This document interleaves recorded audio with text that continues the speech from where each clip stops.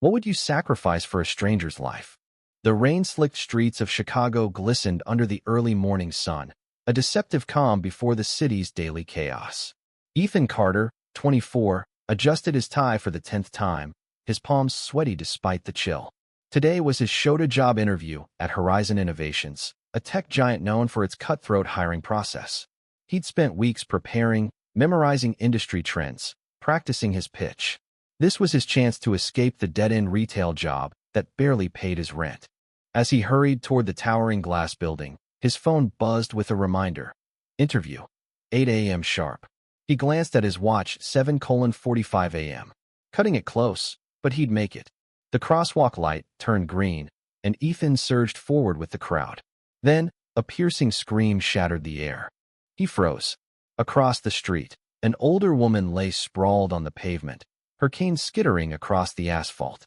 A delivery truck had swerved too close, its driver shouting apologies from the window.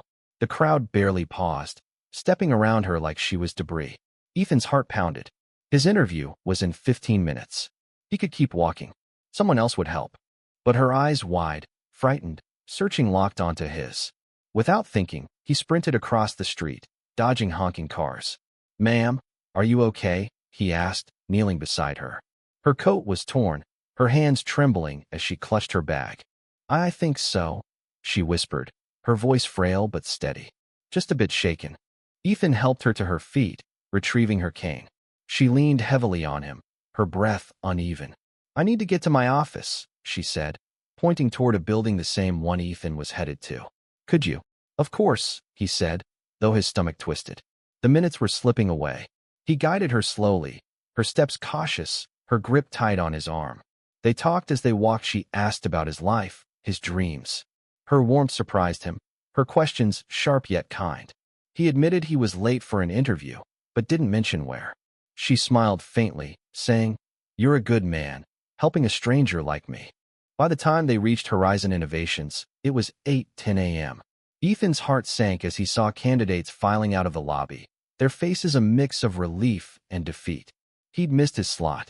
The woman thanked him profusely, pressing a business card into his hand before disappearing into the elevator. "Call me," she said, her tone cryptic. Dejected, Ethan trudged home, the card forgotten in his pocket. His phone buzzed with a voicemail from Horizon. "Mr. Carter, you missed your interview. We'll keep your resume on file." He collapsed onto his couch, the weight of failure crushing him. 2 days later, a knock startled Ethan from his self-pity. At his door stood Marcus, a barista from the coffee shop Ethan frequented. Marcus, usually all smiles, looked nervous. "Dude, you helped that lady the other day, right? I saw you.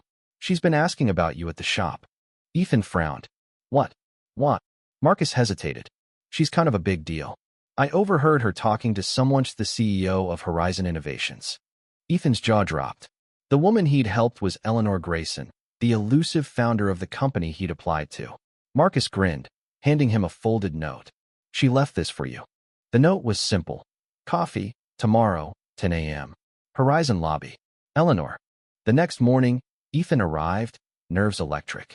Eleanor waited in a sleek blazer, her cane polished, her demeanor commanding yet warm. "You didn't mention you were interviewing with my company," she said, her eyes twinkling. "But your actions spoke louder than any resume." She explained that Horizon valued character above credentials. Ethan's selflessness had caught her attention. "I don't hire people who walk past someone in need," she said.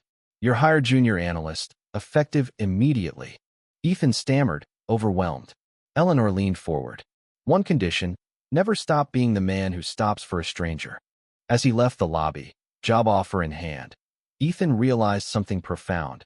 Sometimes, the detours we take for others lead us exactly where we're meant to be. Yendi.